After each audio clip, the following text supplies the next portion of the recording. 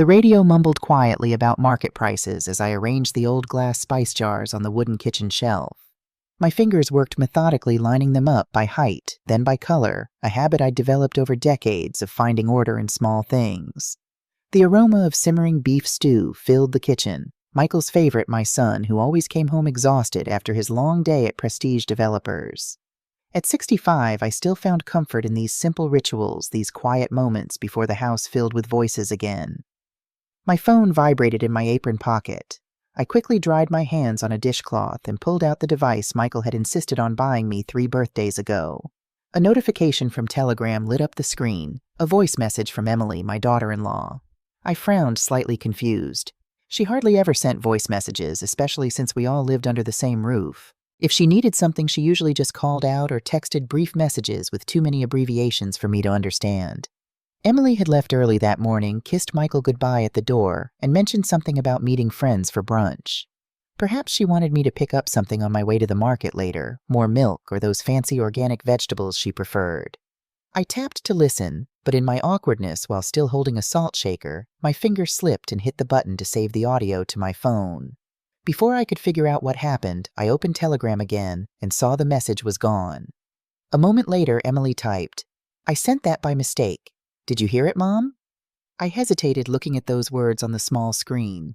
Something in me, call it instinct, call it the wisdom that comes with years, made me pause before responding. I typed back, "No, dear." She replied with just a thumbs-up emoji and nothing more. I set the phone down on the kitchen table, still holding the salt shaker, and sat in the wooden chair that had been part of this house longer than Emily had been part of our family. A memory surfaced, Michael once telling me, "Mom, Emily doesn't send voice messages. If she does, it must be something really important."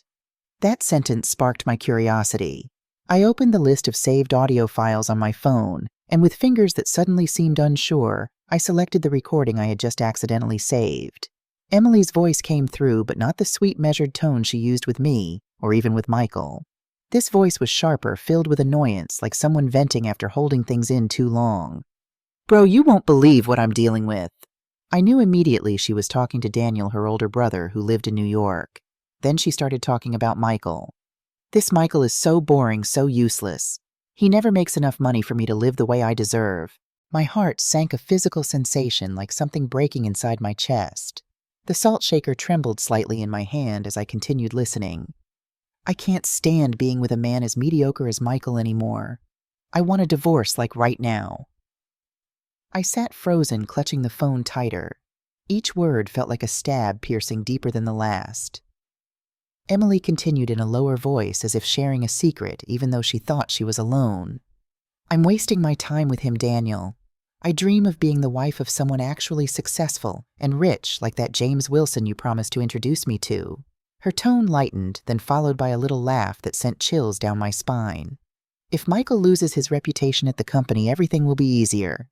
Thanks for giving me ideas on how to make him look bad at work. That way I'll have the perfect excuse to ask for a divorce." I nearly dropped the phone onto the kitchen floor. My hand was shaking so badly that the salt spilled across the table, tiny white crystals spreading like winter's first snow. I played the recording again, desperately hoping I had misheard. But each word dug deeper into my soul. There was no mistake. It was Emily's voice, the woman I had welcomed into our home, the woman I had come to love like a daughter, the woman who had promised to cherish my son. A lump formed in my throat, making it difficult to breathe. At that exact moment, the iron gate outside creaked open. "Mom, I'm home!" Michael's voice came through clear and full of life as always. I panicked quickly, shoving the phone deep into my pocket and taking several deep breaths to compose myself.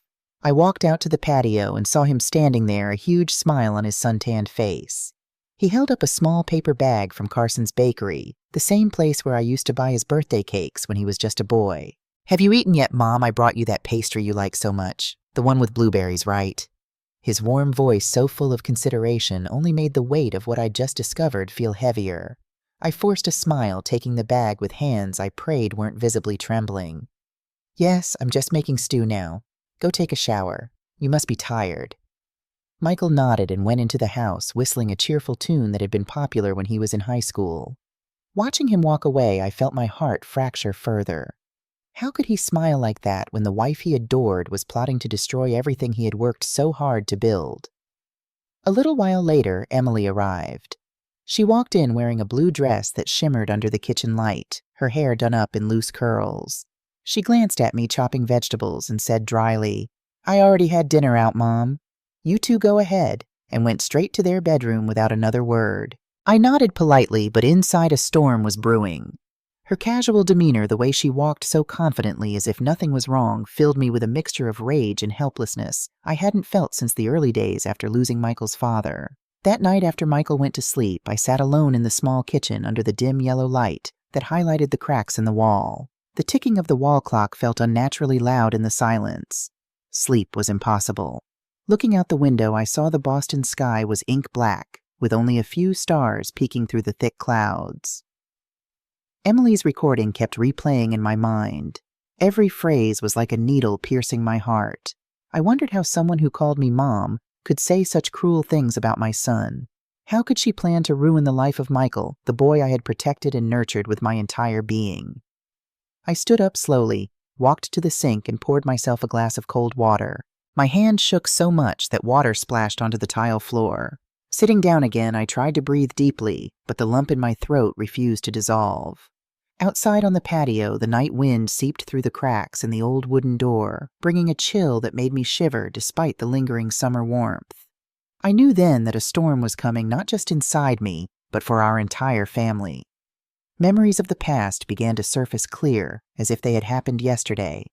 I remembered the devastating years after Henry died suddenly from a heart attack.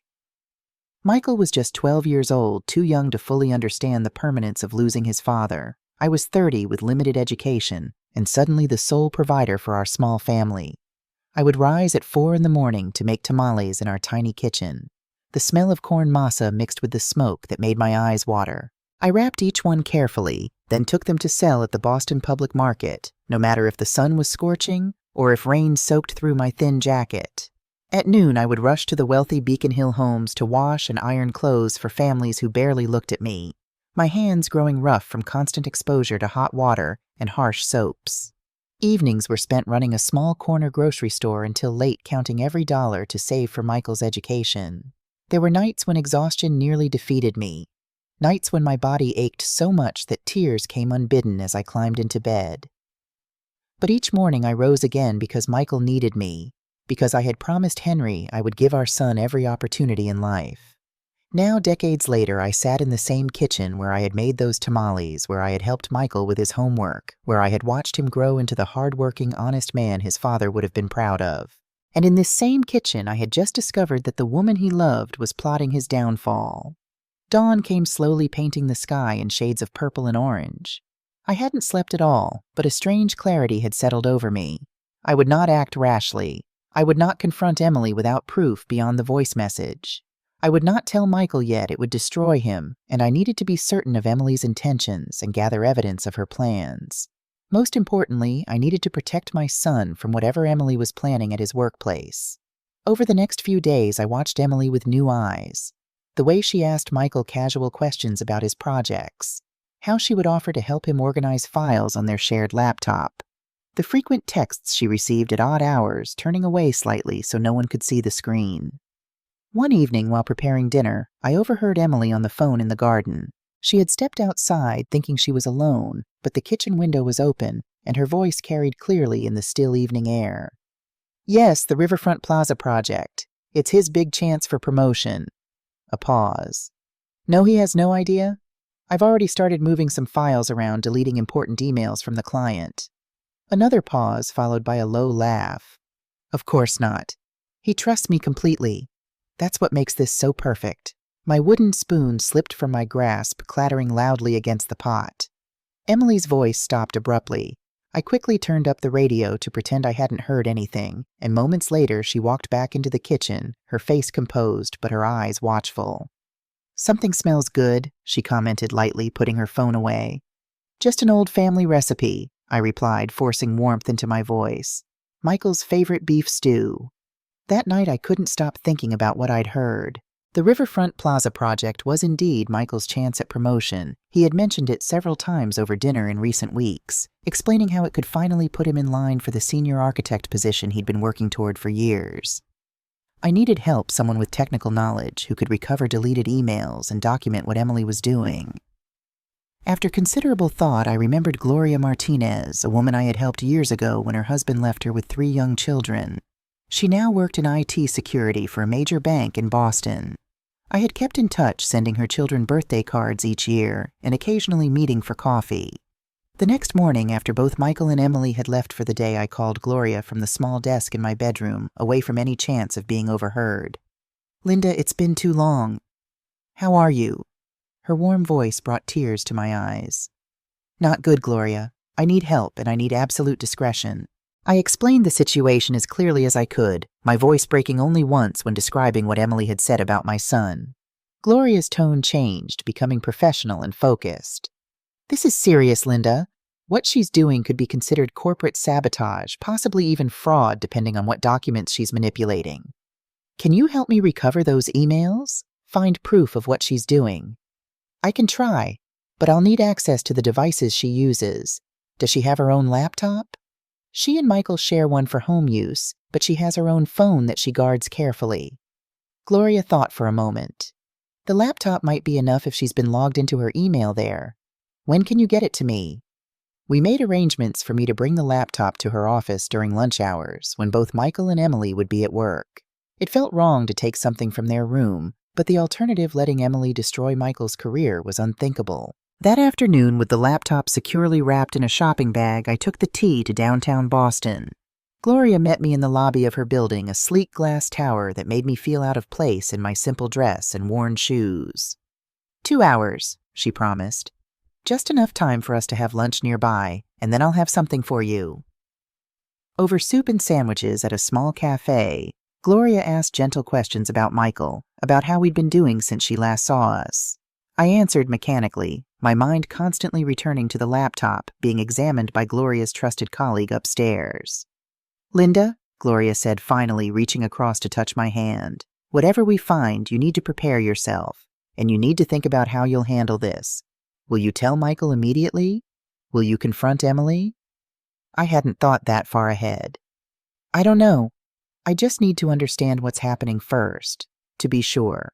When we returned to Gloria's office, her colleague, a young man with kind eyes behind thick glasses, was waiting with the laptop and a small USB drive. "We found quite a bit, Mrs. Reynolds," he explained softly.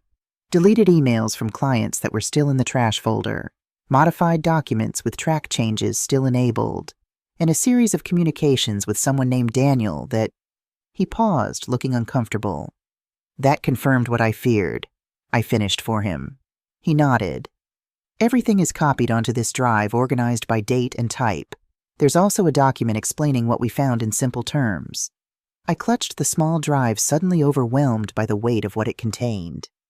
"Thank you," I whispered. "One more thing," Gloria added. "We found emails discussing the Riverfront Plaza project. Emily has been changing critical measurements in the architectural plans. If these weren't caught, they could cause serious structural issues." The revelation sent ice through my veins. This wasn't just about making Michael look incompetent. This could potentially endanger people if a building was constructed with flawed specifications. The stakes had just risen dramatically. Back home, I returned the laptop exactly as I had found it, then sat in my bedroom with the USB drive connected to my own modest computer. For over 2 hours, I read through emails, examined altered documents, and pieced together Emily's plan. She wasn't working alone. Her brother Daniel was helping coordinate with someone named James Wilson at a competing architectural firm who had promised Emily a better life once she was free of Michael. The most immediate concern was the Riverfront Plaza project. According to the emails, Michael was scheduled to present the final designs to the client in just 3 days. If he presented with Emily's altered specifications, it would be disastrous for his career. I needed to act quickly but carefully. After considerable thought, I remembered that Richard Thompson, Michael's direct supervisor, occasionally attended the same church as us. He was a fair man who had always spoken highly of Michael's work. If I approached him privately, perhaps I could alert him to potential issues with the project without revealing the painful truth about Emily. The next day was Sunday. I dressed in my best skirt suit, the navy blue one I saved for special occasions, and attended the service at St. Mark's Episcopal Church. As hoped, Richard was there with his wife. After the service during the coffee hour, I maneuvered myself into their vicinity. "Linda, wonderful to see you," Richard's wife, Catherine, greeted me warmly. "How's that handsome son of yours and his lovely wife?" "They're both well, thank you," I lied smoothly. "Michael's been working very hard on the Riverfront Plaza project. He's so dedicated to making it perfect." Richard's expression brightened with interest. "He certainly is. One of our most promising young architects, I've always said. That project could be a game changer for his career." I took a deep breath, choosing my next words carefully. "That's partly why I wanted to speak with you, Richard. Could we talk privately for a moment? It's about the project." Curiosity crossed his face, but he nodded, excusing us from Catherine. We stepped into a quiet corner of the parish hall. "What's on your mind, Linda? Is Michael concerned about something?" "Not Michael. Me." I kept my voice steady, maintaining eye contact. "I have reason to believe there might be some discrepancies in the final plans for the Riverfront Plaza. Errors in measurements or specifications that Michael hasn't caught yet." Richard's brow furrowed. "That's concerning. What makes you think this?" I couldn't tell him the whole truth, not yet. "Call it a mother's intuition, if you will. But I'm asking you as someone who cares about Michael's future to have another team member independently verify the plans before Wednesday's presentation, as a precaution." He studied me for a long moment. We had known each other for over 15 years, ever since Michael joined the firm as a junior draftsman. "This is unusual, Linda, but I respect you, and I know you wouldn't bring this to me without good reason." "I wouldn't," I confirmed, relief washing through me. "And Richard, I'd appreciate if this conversation remained between us." He nodded slowly. "I'll have Victoria Harrison take a look. She's our best senior architect, and she's always had a soft spot for Michael." His expression turned serious. "But Linda, if there is something more going on that I should know about." "If necessary, you'll be the first person I talk to," I promised. It wasn't the whole truth, but it wasn't a lie either. As I walked home from church, the Boston streets bathed in autumn sunlight, I felt the first glimmer of hope since discovering Emily's message. Richard would make sure the plans were checked. Michael's presentation wouldn't be sabotaged. It was a small victory, but an important one. The next 2 days passed in a tense haze. Emily seemed unusually agitated, checking her phone constantly and finding excuses to use the shared laptop when Michael wasn't around. Michael, meanwhile, was staying later at the office, determined to perfect every detail of the presentation. Tuesday evening, Michael called to say he'd be working through the night at the office. Emily reacted with poorly disguised annoyance. "Again? This is the 3rd night this week. When do I get to see my husband?" Her complaint carried no genuine concern, only irritation that things weren't proceeding according to her plan. "He's working hard for both of you," I said, mildly stirring the pot of chicken soup I'd prepared for dinner. "For your future." Emily's eyes flashed with something dark before she masked it. "Of course, Mom. I just miss him." She retreated to their bedroom soon after the door closing with a decisive click. Late that night, my phone rang. It was Gloria. "Linda, I've been monitoring the email account like you asked. There's been an exchange between Emily and her brother. They know something's wrong. Apparently, someone at the firm has been double-checking all of Michael's work on the Riverfront project." My heart raced. Richard followed through. "Yes, and Emily's panicking. She's accelerating their timeline. Linda, I think you need to be prepared for her to do something desperate." "What do you suggest?" Gloria's voice was grim. "Back up all your evidence somewhere safe. And maybe it's time to consider telling Michael." The thought made my stomach clench. "Not yet. Not until after the presentation tomorrow. I don't want him distracted." After hanging up, I sat in the darkness of my room, contemplating Gloria's advice. Telling Michael would break his heart, but keeping this secret was becoming increasingly difficult. Every time I looked at him, I saw the trusting boy who had never doubted that his mother would protect him from harm. Now the harm was coming from inside our home, from the woman he had chosen to share his life with. Morning came with a sense of foreboding. Michael had already texted to say he was going straight from the office to the client meeting. Emily emerged from the bedroom looking immaculate in a designer dress I knew Michael had bought her for their last anniversary. She barely acknowledged me as she grabbed a quick breakfast. "Big day for Michael," I commented, keeping my tone casual.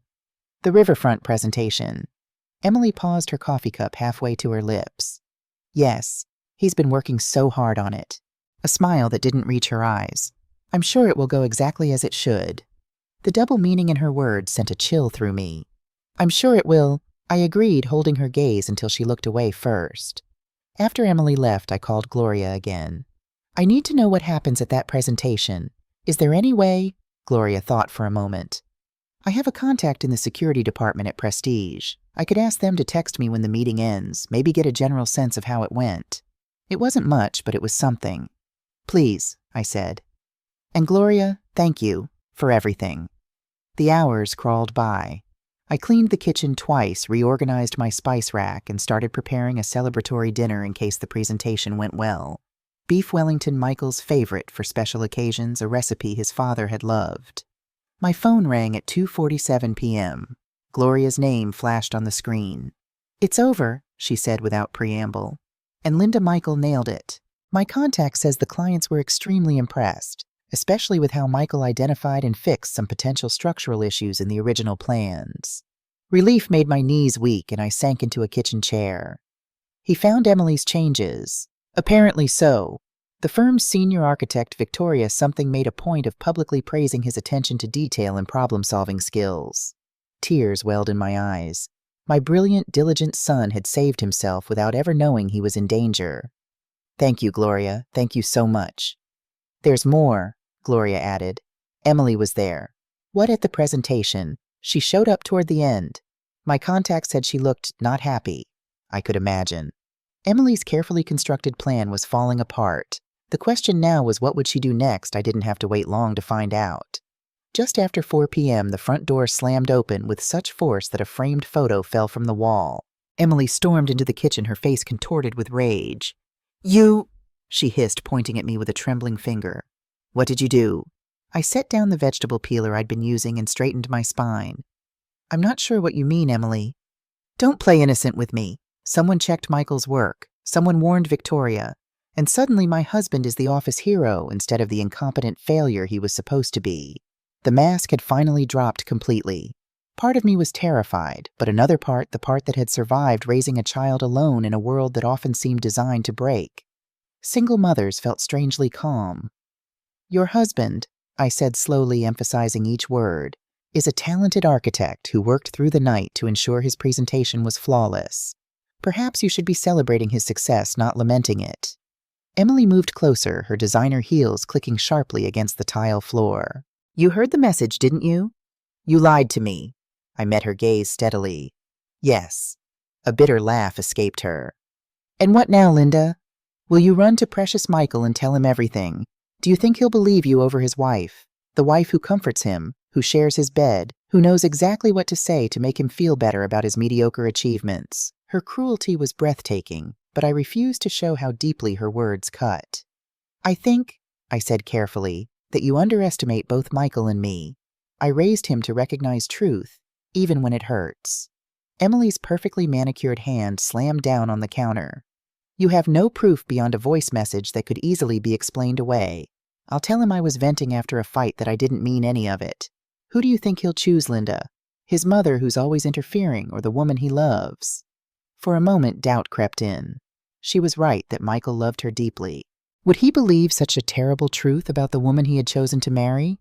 Or would he think his aging mother had misunderstood, perhaps even invented a crisis out of loneliness or a desire to keep her son close? But then I thought of the evidence safely stored away. The emails, the altered documents, the conversations with Daniel and James Wilson. You're right about one thing, Emily, I said finally. I won't be telling Michael about the voice message. Because when the truth comes out, and it should come with evidence that even you can't explain away. Uncertainty flickered across her face for the first time. What are you talking about? I smiled sadly. You really should be more careful about which devices you use for your planning, and about emptying the trash folder on your email accounts. The color drained from her face.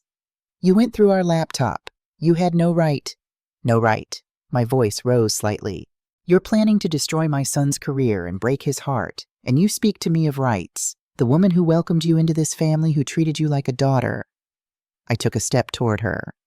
I would walk through fire to protect Michael. Did you really think I would stand by and let you burn down everything he's worked for? Emily's expression hardened. This isn't over, Linda. Not by a long shot. On that we agree. The sound of the front gate creaking open interrupted our standoff. Michael's voice called out cheerfully, "Mom, Emily, anyone home? I brought champagne." Emily's face transformed instantly, a smile replacing her scowl, her body language shifting from aggressive to welcoming. The change was so seamless, so practiced, that it sent shivers down my spine. This was what Michael lived with, a woman who could switch personas in an instant, whose love was a performance. "In the kitchen, darling," Emily called back, her voice honey-sweet. She turned to me, her eyes cold despite her smile. "Not a word," she whispered, "or you'll regret it." Michael appeared in the doorway, his face flushed with excitement, a bottle of expensive champagne in one hand and a bouquet of flowers in the other. "The presentation was incredible," he announced, his eyes shining with pride. "The clients loved it. Victoria praised it, and Richard hinted at a promotion." Emily rushed to embrace him, taking the flowers with a delighted gasp. "Oh, Michael, I'm so proud of you." I watched them, my heart aching with the knowledge that this moment of triumph was tainted by Emily's betrayal.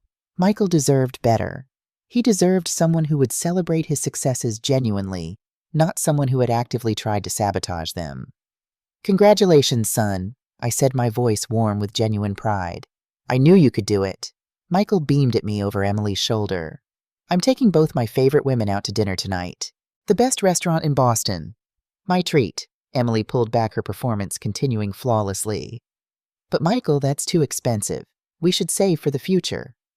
"The future looks pretty bright right now." He laughed, kissing her forehead. "Besides, this is a special occasion. Mom rarely gets to enjoy fine dining." I saw the brief flash of annoyance in Emily's eyes before she masked it with another smile. "Of course. Whatever you want, darling." As Michael went to change for dinner, Emily shot me a warning look. The battle lines had been drawn. She believed she still held the upper hand with Michael, that her influence over him would prevail. I had my evidence and the truth, but truth alone doesn't always win. For now, I would join them for dinner. I would watch Emily play the role of devoted wife. I would celebrate my son's success with genuine joy. And I would continue gathering evidence, strengthening my case, waiting for the right moment. Because one thing was certain, Emily had underestimated me. She saw only an aging mother, someone easily dismissed or manipulated. She didn't see the woman who had worked 3 jobs to raise a son alone, who had fought poverty and exhaustion and despair to give that son a better life. She didn't understand that there is no force in nature more determined than a mother protecting her child. The storm I had sensed that first night was gathering strength. Soon it would break over all of us, and nothing would be the same after. But for tonight, I would let Michael enjoy his triumph. I would let him believe in his perfect life a little longer. Tomorrow would come soon enough. Morning light filtered through the kitchen curtains as I prepared breakfast, my mind mapping out the day ahead. The celebratory dinner last night had been a strange performance, Emily playing the adoring wife while shooting me warning glances whenever Michael looked away. I needed to take more definitive action, and soon. The evidence I had gathered proved Emily's intentions, but intuition told me she wouldn't give up easily after one failed attempt. I waited until both Michael and Emily had left for work before calling Gloria. "I need to speak with Richard Thompson in person. No phone calls, nothing that could leave a trail." Gloria understood immediately. "I'll arrange it. The cafe near the public garden at noon." The autumn air carried a crisp edge as I walked through Boston Common toward the meeting place. Fallen leaves crunched beneath my sensible shoes, their vibrant colors matching the uncertainty swirling inside me. I had dressed carefully in a modest navy dress and pearl earrings, Henry's last gift before he died. I needed every ounce of strength today. Richard was already seated at an outdoor table, his silver hair catching the sunlight. He stood as I approached, concern evident in his posture.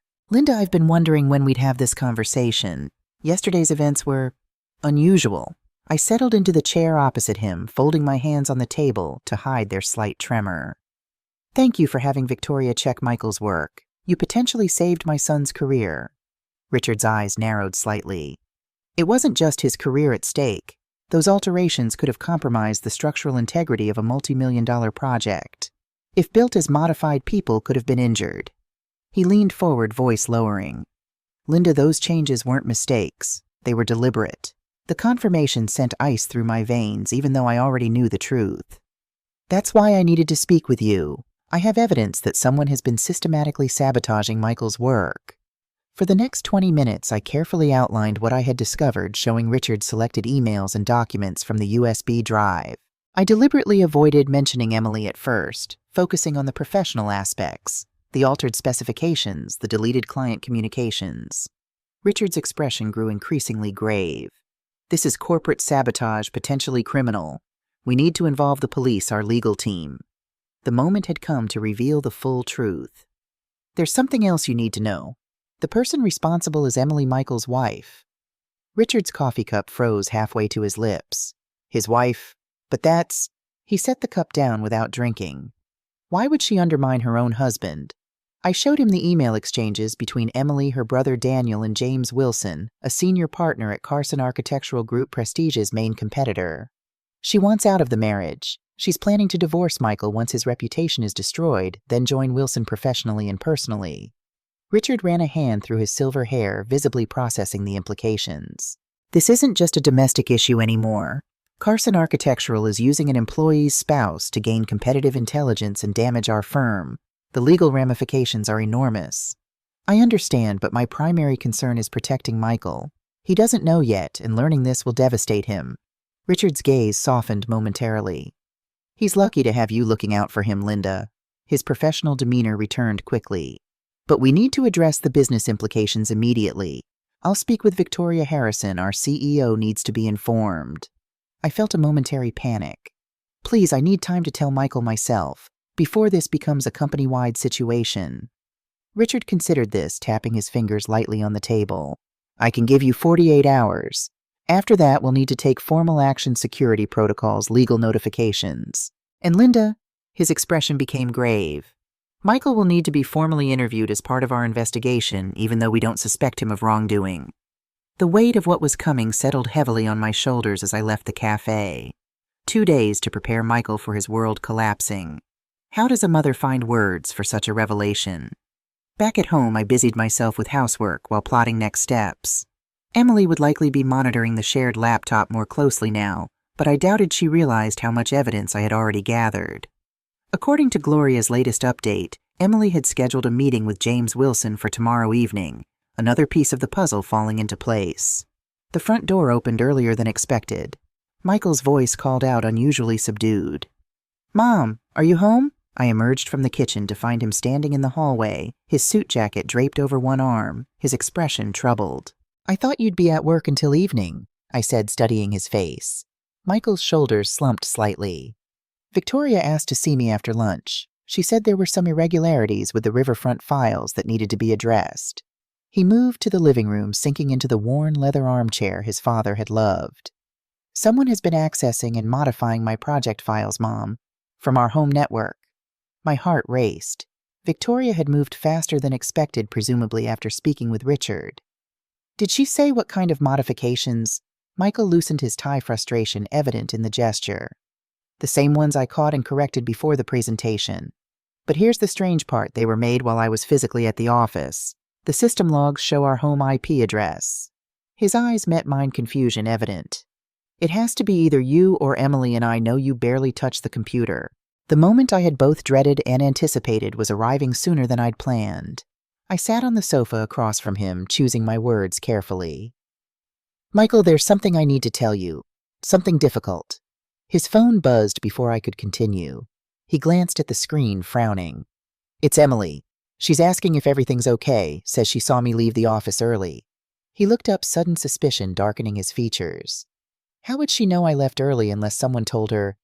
"Because she's monitoring your movements more closely than you realize," I said quietly. "Michael, the person modifying your files was Emily." His initial reaction was predictable disbelief, then defensive anger. "That's ridiculous. Why would Emily sabotage my work? She's my wife." I didn't respond immediately, just reached for my purse and removed the USB drive. "Before you dismiss what I'm saying, you need to see this." For the next hour, I watched my son's world crumble as he reviewed the evidence. His expression cycled through confusion, shock, disbelief, and finally a devastating pain that made him look suddenly younger and more vulnerable than I had seen him in years. "This can't be real," he whispered, staring at the screen where Emily's emails to James Wilson displayed her true feelings about their marriage. "We've been together for 5 years. She said she loved me just this morning." My heart ached for him. "I'm so sorry, Michael. I discovered this accidentally and have been gathering evidence to be absolutely certain before telling you." Michael's phone kept buzzing with messages from Emily growing increasingly urgent. He finally turned it off completely, dropping it onto the coffee table as if it had burned him. "She's working with Carson Architectural. Do you understand what this means? It's not just our marriage, my entire career could be over. No firm will hire an architect whose work has been compromised, especially if they think I might have been complicit." "Victoria knows you weren't involved," I assured him. "Richard Thompson and I have already spoken. They understand you're a victim in this." Michael's head snapped up. "You talked to Richard when... How long have you known about this?" I explained the timeline, finding the voice message enlisting Gloria's help, speaking with Richard. With each revelation, Michael's expression darkened further. "So everyone knew before me. My mother, my boss, probably half the office by now." Bitterness seeped into his voice. "Meanwhile, I've been the oblivious husband bragging about my supportive wife." "I was trying to protect you until I had irrefutable proof," I said gently, "and to ensure your professional reputation remained intact." Michael stood abruptly, pacing the small living room. "I need to confront her. Tonight. I want to see her face when I ask why she did this." "That might not be the wisest approach right now," I cautioned. "Emily is meeting James Wilson tomorrow evening. Gloria has confirmed it. If you confront Emily now, they'll know we're onto them and might destroy evidence the company needs for potential legal action." Michael ran his hands through his hair, a childhood gesture of frustration I hadn't seen in years. "So I'm supposed to go home tonight and pretend everything is normal. Sleep next to her, act like I don't know my marriage is a lie." The pain in his voice cut through me. This was the part of motherhood no one prepares you for, watching your adult child suffer and being unable to shield them from it. "Stay here tonight. Tell her you're working late on the project, that after yesterday's success, you want to capitalize on the momentum." Michael considered this conflict evident in his expression. "One night. I'll give the company 1 night to document whatever they need. But tomorrow this ends on my terms." After sending Emily a message about working late, Michael retreated to his old bedroom, now my sewing room where the twin bed still remained. I brought him tea and sat beside him as twilight darkened the windows. "Did I miss signs?" he asked quietly, staring into his cup. Were there moments I should have recognized what was happening? I thought carefully before answering. Emily is remarkably skilled at presenting the image she wants people to see. Even I, who saw her daily, didn't suspect until I heard that message. Michael's jaw tightened. "I keep thinking about the financial aspects. We have joint accounts investments together. The down payment fund for the house we've been saving for over $200,000. If she's been planning this, she might have already started moving money." The realization jolted me. In focusing on Emily's professional sabotage, I hadn't fully considered the financial implications. "We should check your accounts now. Immediately." Michael used his phone to access their banking apps, his expression growing increasingly alarmed. "Last week, she transferred $50,000 to an account I don't recognize. Said it was for a surprise investment opportunity that her brother recommended." He kept scrolling. "And the month before, another $25,000, all from our house fund." I watched helplessly as Michael discovered the extent of Emily's betrayal extended beyond emotional manipulation into financial exploitation. "Can you reverse the transfers? Protect what's left?" "Some of it, maybe." His fingers moved rapidly across the screen. "I'm freezing our joint accounts now, changing passwords. She'll know something's wrong as soon as she tries to access them, but at least I can prevent further damage." For the next several hours, Michael worked methodically to secure their finances, consulting briefly with a friend who worked in banking. By midnight, he had protected what assets remained and documented the unauthorized transfers for potential legal action. The morning brought a barrage of calls and texts from Emily, increasingly frantic, as she discovered her access to their accounts had been revoked. Michael ignored them all, meeting instead with Victoria and Prestige's legal team at their downtown office. I spent the day organizing the evidence we had gathered and preparing the house for the confrontation I knew was coming. By late afternoon, Michael returned, his face set with determination. "Emily's been calling the office all day," he said, removing his tie completely this time.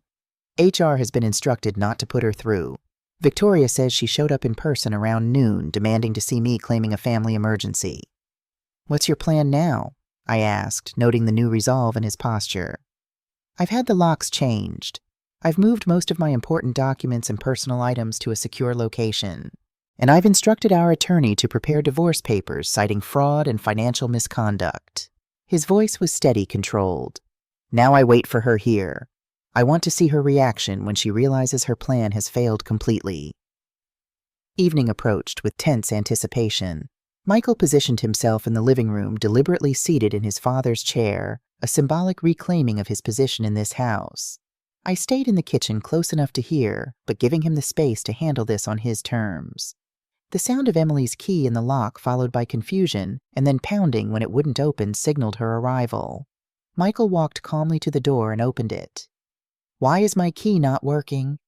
Emily's demand carried clearly through the house. And why haven't you been answering my calls? I've been worried sick. Michael's response was measured, almost clinical. Come in, Emily. We need to talk. Her heels clicked sharply across the hardwood floor, stopping suddenly as she entered the living room and saw the documents spread across the coffee table, printed emails, bank statements, modified architectural files. What is this? The false concern in her voice shifted to wariness. Evidence, Michael replied simply. Of everything. The sabotage at work, the money transfers, your meetings with James Wilson, your plans to leave once my career was destroyed. A moment of stunned silence followed before Emily's voice changed, completely hardening with contempt. So Mother Dearest finally decided to share her little discoveries. I knew she'd turned you against me. My mother protected me from disaster, professional and personal. Michael's tone remained calm. The question is why my wife was orchestrating that disaster in the first place. Emily's laugh held no humor. 5 years, Michael. 5 years of watching you plod along, satisfied with your mediocre position, your mediocre salary, your mediocre ambitions. Do you have any idea what that's like for someone like me? Someone like you. The edge in Michael's voice sharpened. You mean someone who marries for calculation rather than love, who sees relationships as transactions. Don't pretend you didn't benefit from having me on your arm. Emily's voice dripped with disdain. The plain, serious architect suddenly validated by his beautiful wife. You enjoyed the envy in your colleague's eyes. From the kitchen, I closed my eyes briefly, feeling Michael's pain as if it were my own. This calculated cruelty was worse than any physical blow. You're right about one thing, Michael said after a moment. I was blind, not to my own mediocrity, but to yours.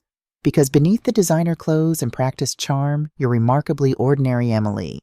Just another person who mistakes ruthlessness for ambition and material acquisition for success. The sound of Emily's sharp intake of breath carried to where I stood. Michael had struck a nerve. You won't survive this professionally, she snapped. Once word gets out about the compromised designs, no one will trust you again. James assured me of that. James was wrong. Michael's voice gained strength. Prestige is pursuing corporate espionage charges against Carson Architectural.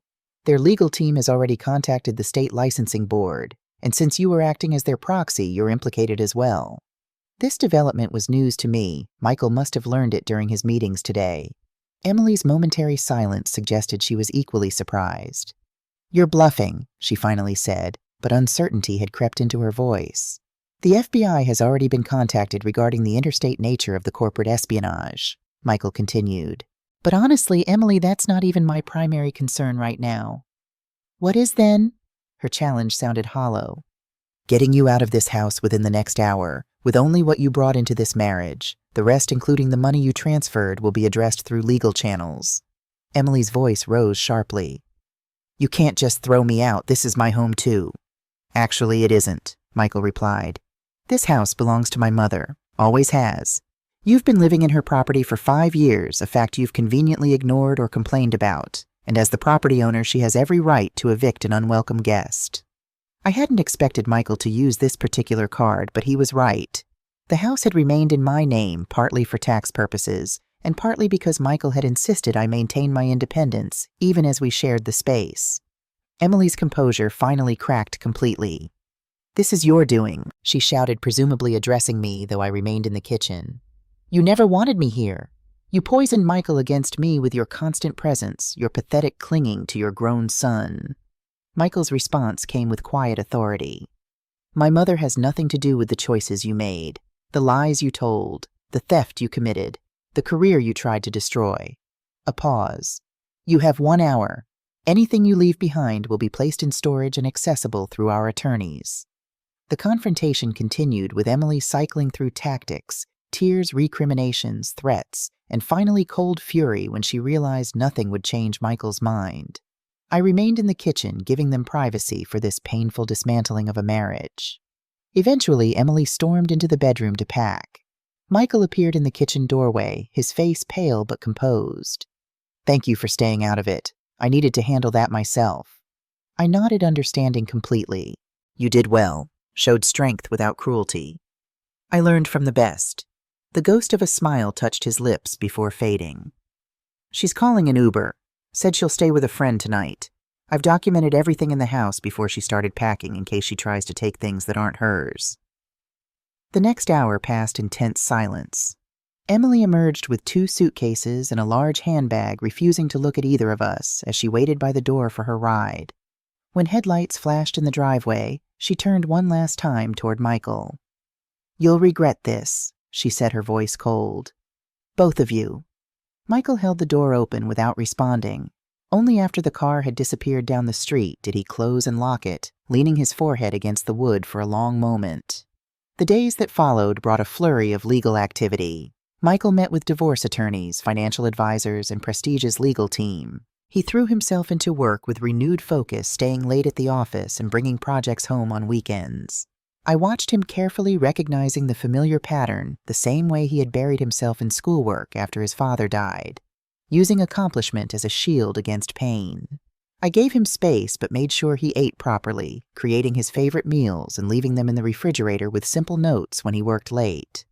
2 weeks after Emily's departure, Victoria Harrison came to the house for dinner, an unusual step for the CEO of Prestige Developers. She arrived carrying an expensive bottle of wine in a formal-looking envelope. After initial pleasantries, she addressed Michael directly. The board met yesterday regarding the Riverfront Plaza project and the unfortunate circumstances surrounding it. Her poised demeanor softened slightly. They were unanimously impressed by your handling of the situation both professionally and personally. Michael nodded his acknowledgement, but said nothing. I had noticed this new reserve in him, a caution about accepting praise or expressing emotion that hadn't existed before Emily's betrayal. Victoria continued sliding the envelope across the table. This is official notification of your promotion to senior design architect, effective immediately, with the accompanying salary increase and project leadership responsibilities. The news hung in the air for a moment before Michael responded. I appreciate the confidence, but I want to be clear, I don't want this promotion if it's motivated by sympathy or concern about potential legal action.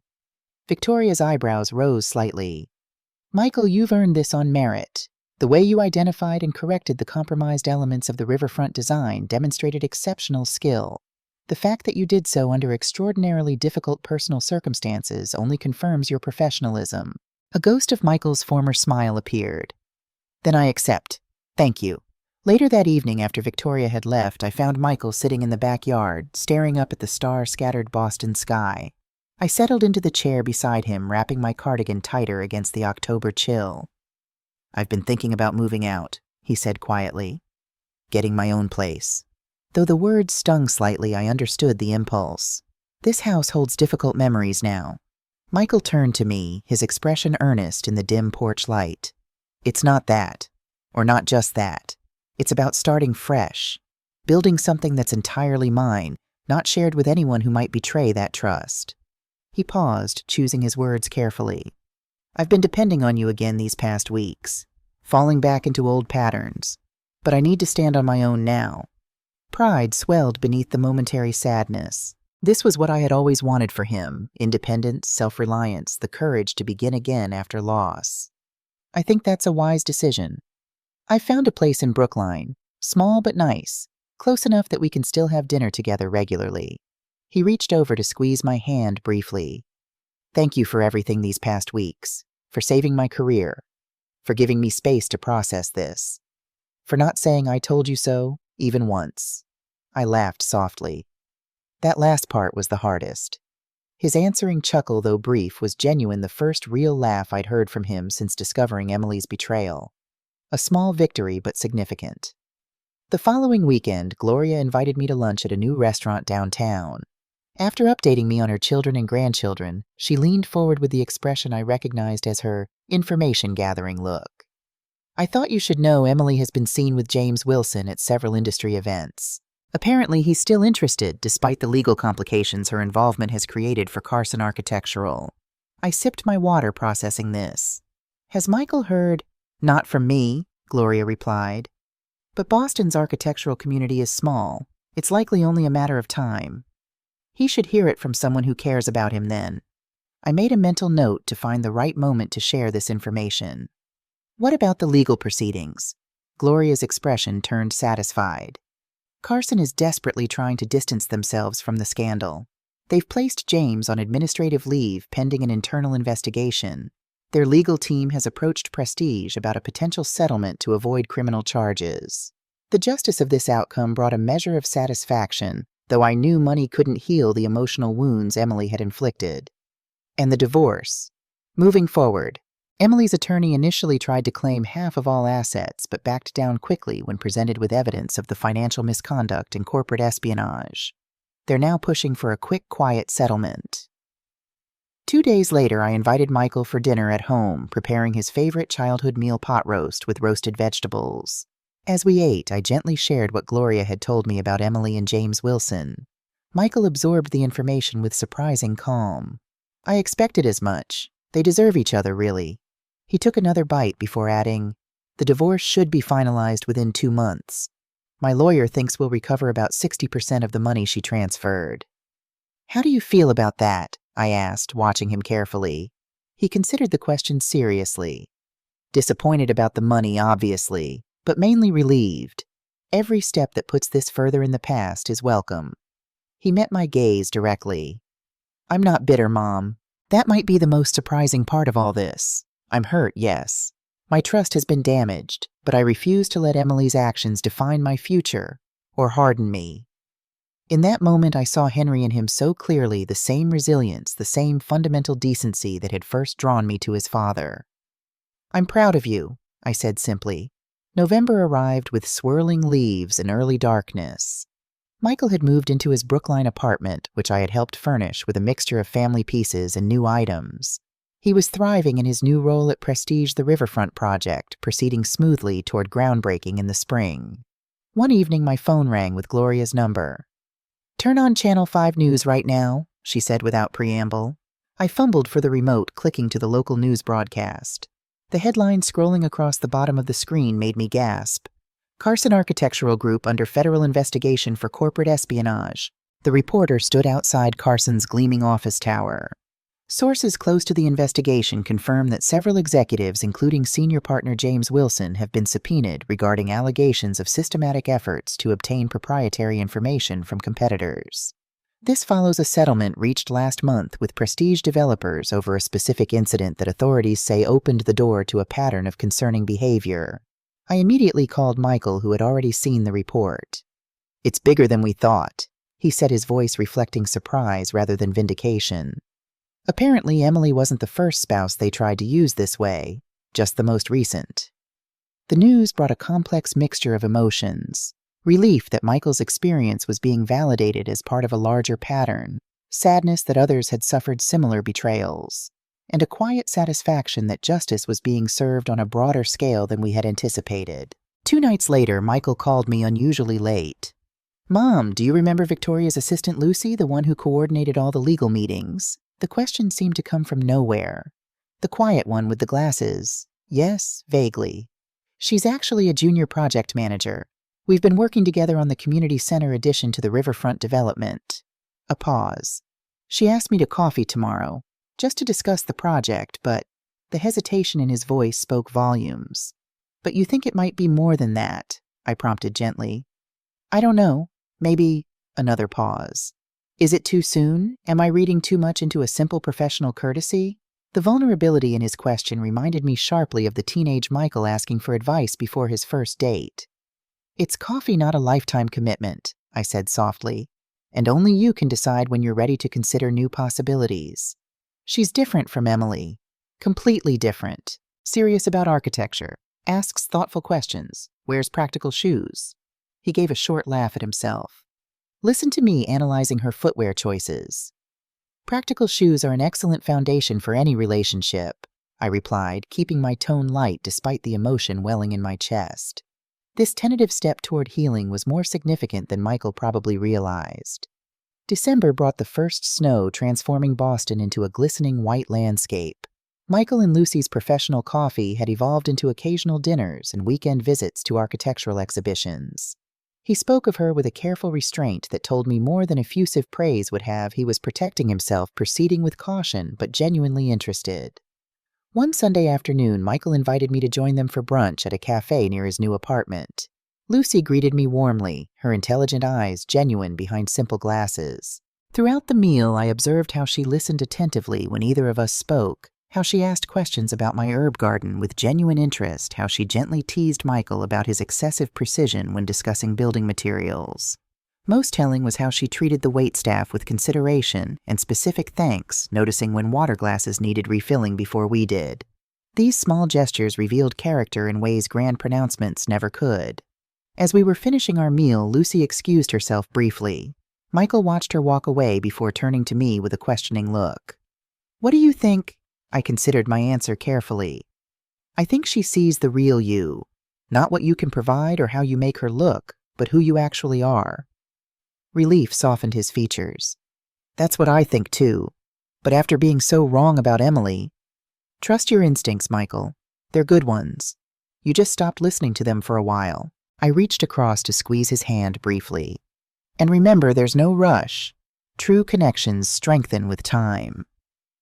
Later that week, I received an unexpected delivery, a small potted herb garden with varieties I had mentioned during brunch, and a handwritten note from Lucy, thanking me for sharing stories about Michael's childhood.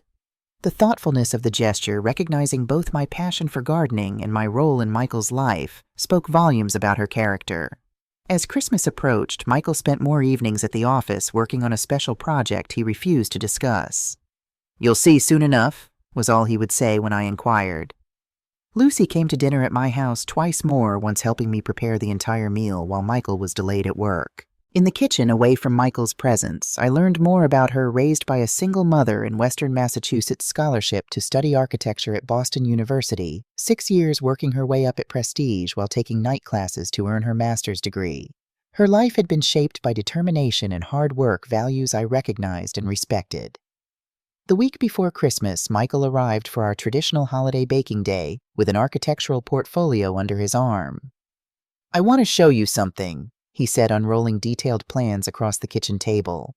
I recognized his distinctive style, immediately clean lines with thoughtful, human-centered details. But this wasn't a commercial project. It was a home.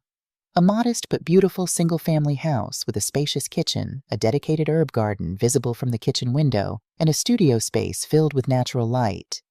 "It's lovely," I said, studying the drawings. "Is this for a client?" Michael took a deep breath. "It's for us. For you primarily, with space for me when I visit. On a plot in Cambridge I've had my eye on." He pointed to specific features, accessibility considerations, energy efficiency elements, the continuation of the garden into a small greenhouse for year-round growing.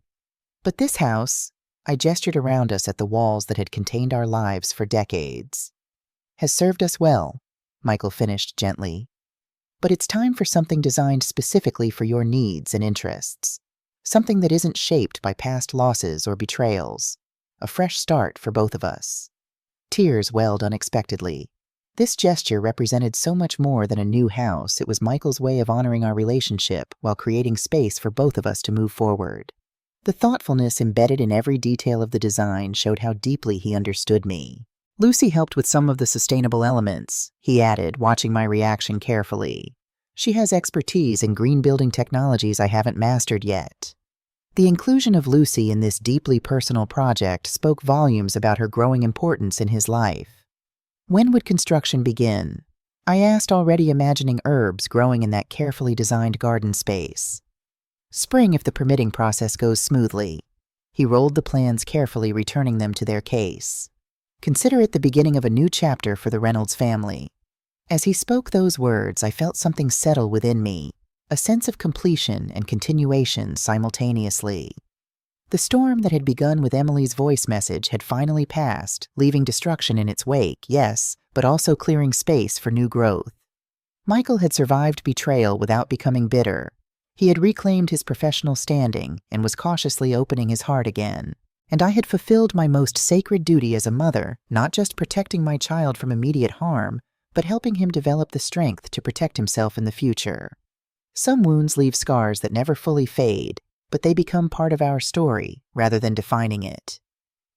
As Michael and I began mixing dough for the Christmas cookies his father had loved, I silently thanked Henry for the legacy of resilience he had left us both. The journey ahead would have challenges of its own, but we would face them, as we had faced this one, with courage, integrity, and the unshakable bond between a mother and son that no betrayal could sever. Winter snow blanketed Boston in pristine white as January arrived, bringing with it Michael's divorce hearing. The courthouse stood imposing against the gray sky, its granite steps slippery with ice, despite the city workers' efforts with salt. Michael had asked me to accompany him, though I wouldn't be required inside the courtroom. Some burdens, even when faced alone, feel lighter, knowing someone waits to share their aftermath. Michael emerged after 2 hours, his expression a complex mixture of relief and lingering pain. "It's done," he said, simply adjusting his scarf against the biting wind. "Legally, at least." The terms had been straightforward, a clean break with minimal financial entanglement. Emily had ultimately accepted the settlement Michael's attorneys proposed, likely influenced by the ongoing federal investigation into Carson Architectural and James Wilson's increasing legal troubles. She would keep the money already transferred minus a small restitution, while Michael retained everything else, including his retirement accounts and investments. We walked to a small cafe nearby, shaking off snow in the entranceway before settling at a corner table with steaming cups of coffee. Michael stared into his cup, seemingly gathering his thoughts. She looked different, harder somehow, or maybe I'm just seeing her clearly for the first time. I waited, giving him space to process the experience. This moment, the official severing of what he had believed would be a lifelong bond, deserved respect and patience. "She tried to approach me afterward away from the attorneys," he continued. "Said James had temporarily ended their relationship due to the legal complications.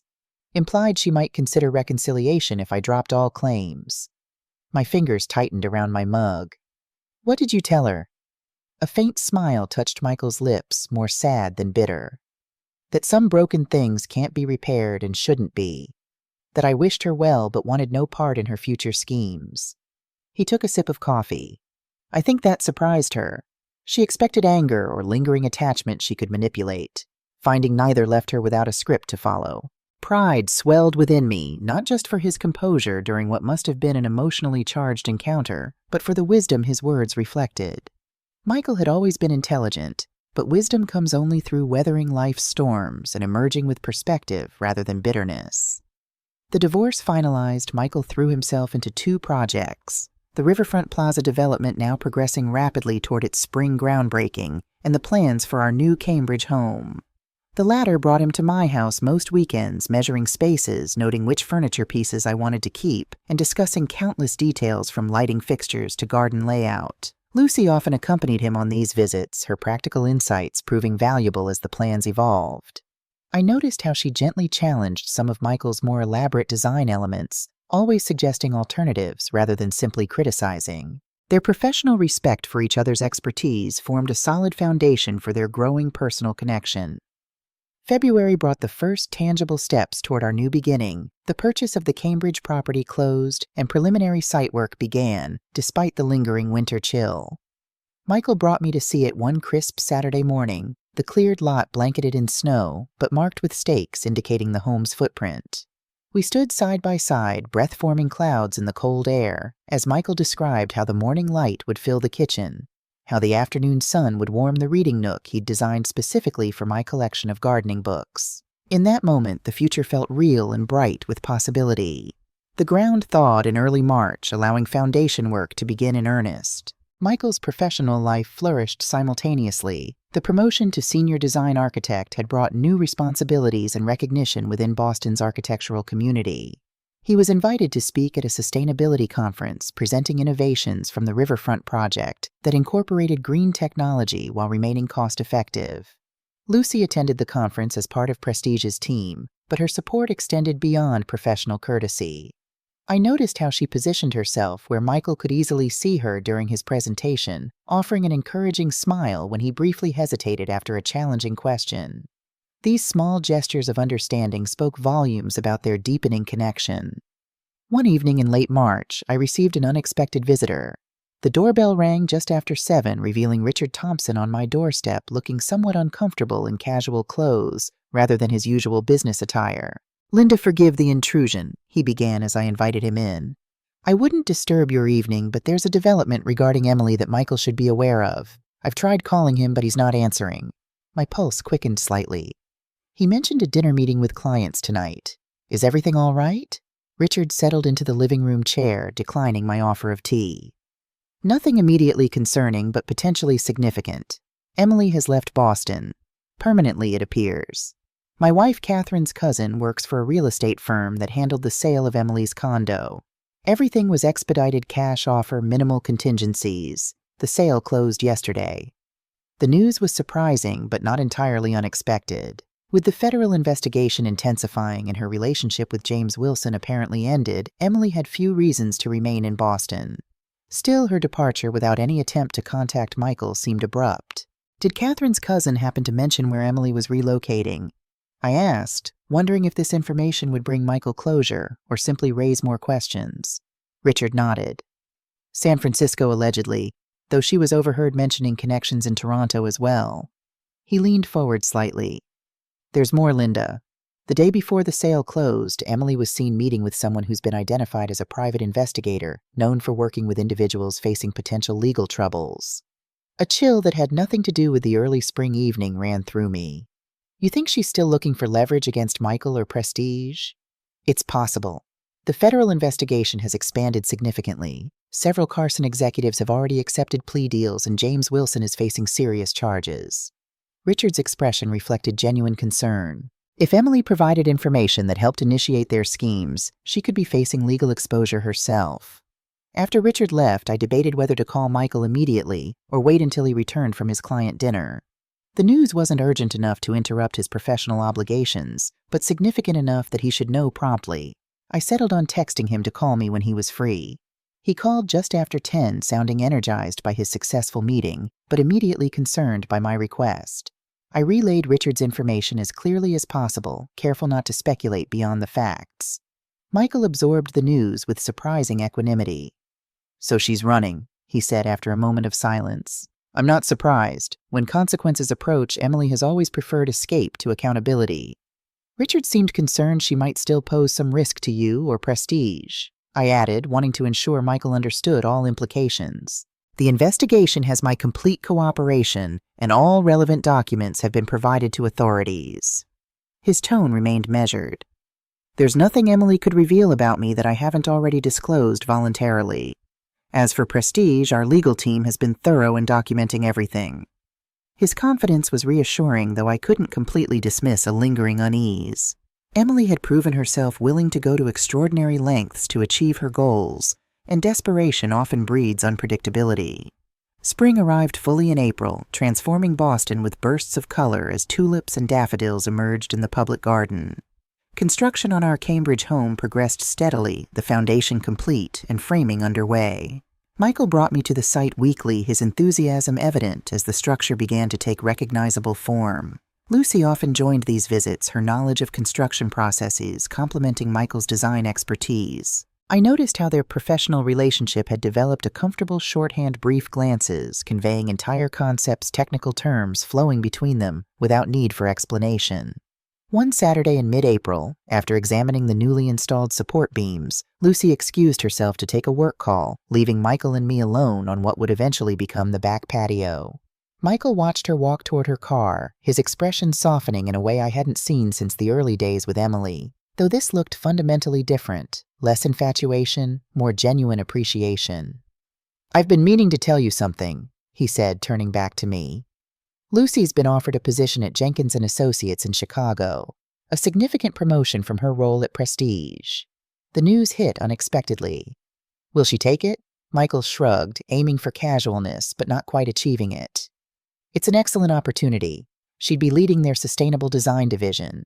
And what does that mean for... I gestured vaguely between him and the direction Lucy had gone. That's the question, isn't it? Michael ran a hand through his hair, a familiar gesture of uncertainty. We haven't defined what this is yet. We've been careful taking things slowly, which made sense after everything with Emily, but now... The unfinished thought hung between us, as Lucy returned, tucking her phone away and rejoining our conversation about window placements, as if nothing significant had occurred during her brief absence. Later that week, the groundbreaking ceremony for the Riverfront Plaza project took place under unexpectedly clear skies. The event drew considerable media attention, with Boston's mayor and several city councilors in attendance. Michael, as lead architect, delivered brief remarks highlighting the development's community benefits and environmental considerations. Standing among the gathered crowd, I felt immense pride watching my son command the podium with quiet authority. 5 years earlier, at a similar event, Emily had positioned herself prominently beside him, her designer outfit and calculated charm drawing attention. Today, Michael stood alone professionally, though Lucy was present among the prestige team, her support evident but not performative. The ceremony concluded with the traditional turning of soil, with ceremonial shovels, photographs for the press, and a reception under a white tent erected at the edge of the construction site. As guests mingled over canapes and champagne, Victoria Harrison approached me, elegant as always, in a tailored navy suit. "Your son continues to impress Linda," she said, glass in hand. "The board is extremely pleased with how he's handled both the professional challenges and the personal situation." I acknowledged the compliment with a nod. "He's resilient, always has been." Victoria's expression turned slightly more serious. "Has Michael mentioned the Seattle project to you?" My confusion must have been evident as she continued without waiting for my response. "It's still in the preliminary discussion phase, an eco-friendly corporate campus for a major tech company. They've specifically requested Michael to lead the design team based on the innovations he's incorporated into Riverfront." "I wasn't aware," I admitted, watching Michael across the tent as he conversed with city officials. "It sounds like an important opportunity." "It would be career-defining," Victoria confirmed. "But it would also require significant time in Seattle during the initial phases, possibly 6 to 8 months." The implications settled heavily. Michael relocating even temporarily just as our new home was being built. And what of his evolving relationship with Lucy, especially with her Chicago offer pending? Before I could formulate a response, Lucy herself appeared beside us, offering a polite greeting to Victoria before turning to me. "The construction foreman says the Cambridge project is running ahead of schedule. You might be able to move in by early August instead of September." The conversation shifted to construction details, but my mind remained caught on the convergence of these potential changes: Michael's Seattle opportunity, Lucy's Chicago, offer, our Cambridge home nearing completion. So many paths diverging and converging simultaneously. That evening, at a quiet dinner celebrating the groundbreaking success, I finally asked Michael directly about the Seattle project. He set down his fork with deliberate care. "Victoria mentioned it to you." "She seemed to think I already knew," I replied, studying his expression. "I was waiting for the right moment to discuss it," he admitted. "It's an incredible opportunity professionally, the kind that establishes a career legacy." "But, I prompted, sensing his hesitation. Michael glanced toward Lucy, who had excused herself moments earlier. "But it would mean postponing the completion of our Cambridge home. It would mean significant time away from Boston, and it would complicate whatever is developing between Lucy and me." The weight of these considerations was evident in his voice, the tension between professional advancement and personal connections, between new opportunities and established roots. "What does Lucy think about all this?" I asked. "We haven't discussed it specifically yet. She knows about the project possibility, but not that it would require relocation." Michael sighed softly. "And I still don't know what she plans to do about Chicago." When Lucy returned, the conversation shifted to lighter topics, but the undercurrents remained invisible but powerful, like the structural supports being installed in our Cambridge home, essential but unseen. The following week brought unexpected clarity. Michael arrived at my house on a Wednesday evening, unusually animated for a midweek visit. "Lucy turned down Chicago," he announced without preamble. "She's been offered a partnership track position at Prestige instead." The news clearly delighted him, though he was attempting to maintain some semblance of casual interest. Victoria created the position specifically to keep her. She'll be heading their new sustainability division, working directly with clients seeking green certification. That's wonderful, I said sincerely. Lucy's talent deserved recognition, and selfishly I was pleased she wouldn't be leaving Boston. Have you told her about Seattle? Michael nodded, settling into the living room sofa. We had a long conversation last night. About Seattle, about her new position, about us. A smile touched his lips. She suggested we approach it like an architectural problem, identifying constraints, evaluating options, finding creative solutions that address all requirements. And what solutions did you identify? I asked, recognizing Lucy's practical approach to emotional complexity. I'll take the Seattle project, but negotiate a modified arrangement 2 weeks there, 1 week in Boston with remote work when possible. The Cambridge house will proceed as planned, with Lucy overseeing critical phases when I'm away.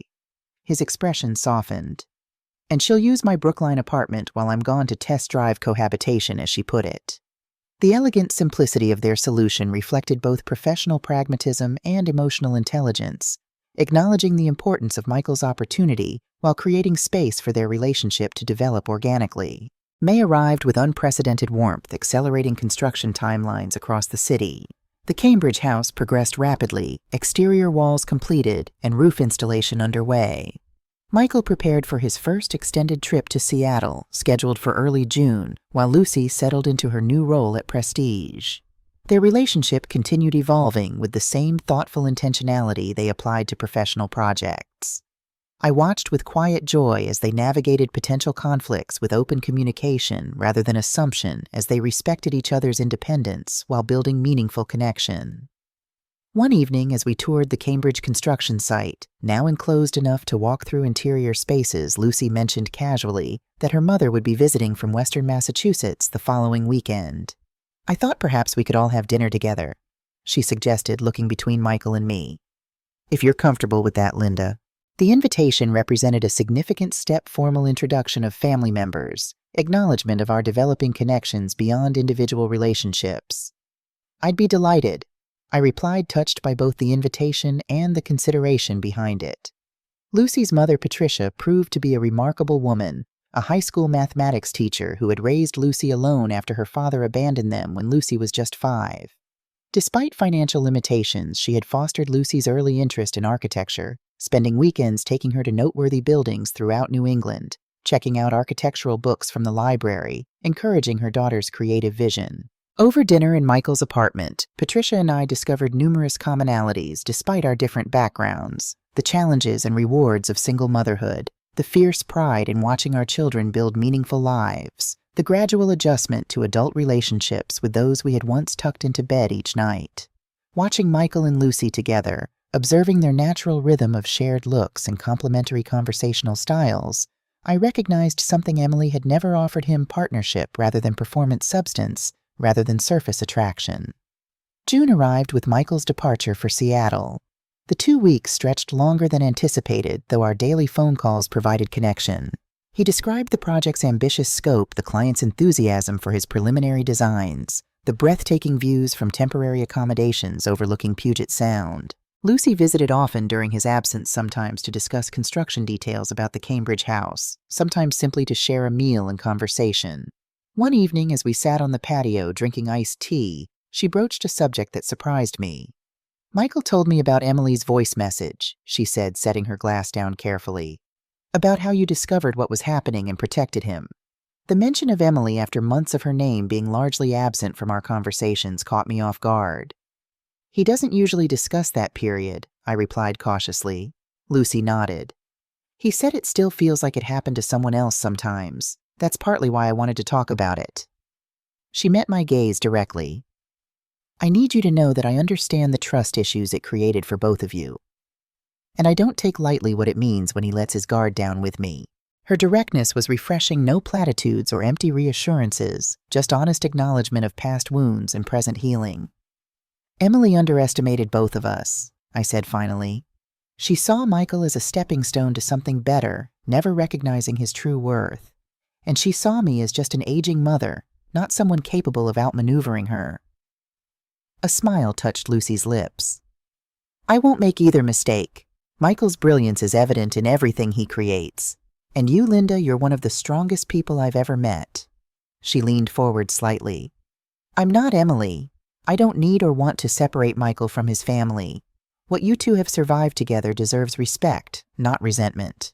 In that moment, any lingering concerns I might have harbored about Lucy's intentions dissolved completely. Unlike Emily's calculated charm, Lucy's sincerity required no performance. It simply existed, authentic and unwavering. Michael returned from Seattle energized by the project's potential, but visibly happy to be home. The pattern established itself over subsequent months, 2 weeks in Seattle, 1 week in Boston, with Lucy traveling to join him occasionally when her schedule permitted. Construction on the Cambridge house progressed steadily through summer's heat. By early August, as promised, the structure stood complete interior finishing work well underway. Michael brought me to see the nearly finished kitchen custom cabinets, installed herb garden, visible through windows, designed to maximize natural light, every detail reflecting thoughtful consideration of how I actually lived and worked in that space. Standing in what would soon be my new home, I felt an unexpected surge of emotion.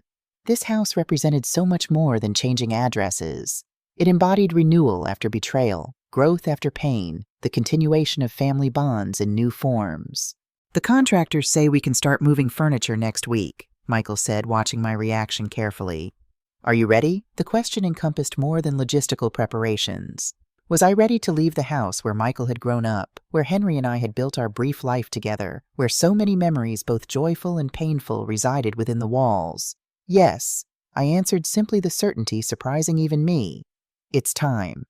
The actual moving process proved less daunting than anticipated thanks to careful planning and many helping hands. Lucy organized an efficient system for packing and labeling, while Michael arranged professional movers for the heavier items. By the end of August, I was settled in the Cambridge house, familiar furnishings taking on new life in thoughtfully designed spaces. Michael returned to Seattle for a critical project phase, leaving Lucy to help with final arrangements. One afternoon, as we unpacked books in the reading nook, she handed me a small wrapped package. A housewarming gift, she explained. Something for your new garden. Inside the box lay a beautiful set of hand-forged gardening tools, each handle engraved with intricate botanical patterns. They're from a craftsman in western Massachusetts, Lucy explained. Near where I grew up, my mother took me to his workshop when I was 12. I've saved for years to commission a set. The fact that she had given me something so personally significant touched me deeply. They're beautiful, Lucy. Thank you. She smiled, then hesitated briefly before continuing. There's something else I wanted to discuss with you, about Michael and me. My heart skipped slightly. What is it? We've been talking about my moving in with him permanently when his Seattle project concludes in November. Her fingers traced the edge of a bookshelf, a rare gesture of nervousness from someone usually so composed. It's a significant step for both of us, especially given his experience with Emily. What are your concerns? I asked, sensing there was more to this conversation than simply informing me of their plans. Lucy met my gaze directly. I want to be certain you're comfortable with how quickly things are progressing. Your relationship with Michael is important to both of us, and the last thing I want is for you to feel we're rushing into something that might jeopardize the family balance you've rebuilt. The consideration behind her words, putting family harmony above personal desires, confirmed what I had observed over months of interaction. Lucy understood that love extends beyond romantic partnerships to encompass all meaningful connections. My only concern, I replied honestly, is that you and Michael continue communicating as openly as you have been. The pace of your relationship doesn't worry me because the foundation is solid. Relief softened her expression. Thank you for that. It means a great deal coming from you.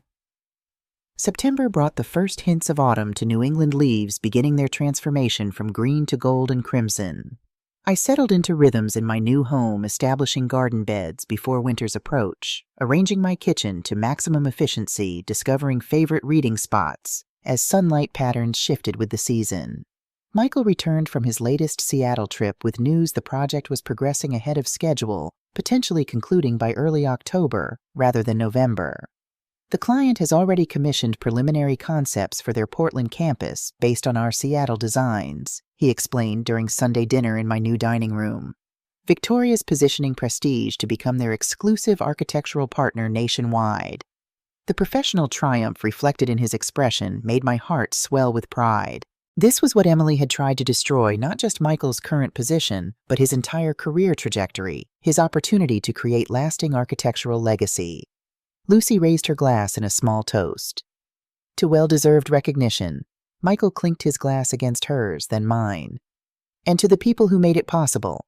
I wouldn't have survived last year without you, Mom. And I wouldn't have thrived this year without you, Lucy. The acknowledgement of both support systems' family devotion and romantic partnership highlighted Michael's emotional growth over the difficult months since Emily's betrayal. He had learned to value authentic connection in all its forms, rather than focusing exclusively on one relationship.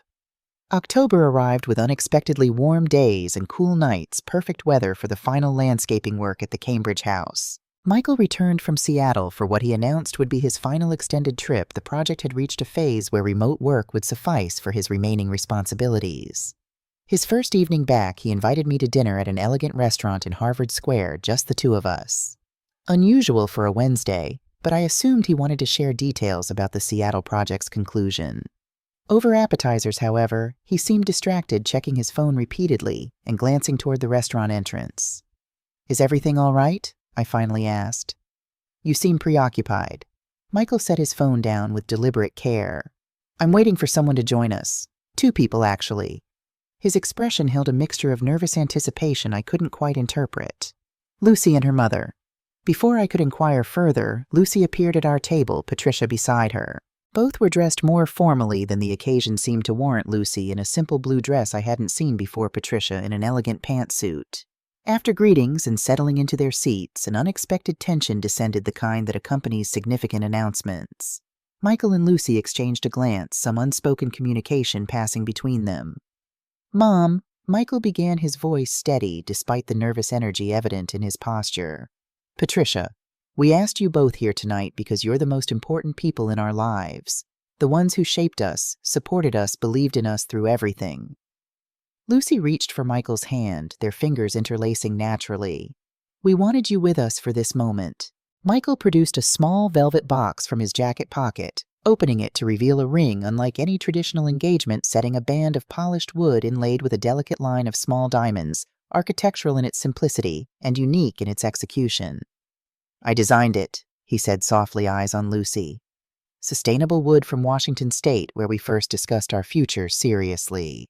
Diamonds reclaimed from an antique piece, reset to represent building something new from elements with history." Lucy's eyes glistened as she nodded, words seemingly momentarily beyond reach. Michael slipped the ring onto her finger, a perfect fit, as I would have expected from someone who calculated measurements with such precision in every aspect of his professional life.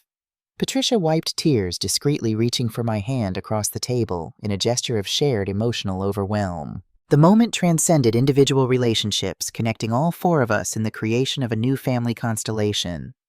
Later, over dessert, Michael explained that the proposal itself had happened privately the previous evening. "Some moments should be just between us," he said, glancing at Lucy with evident adoration.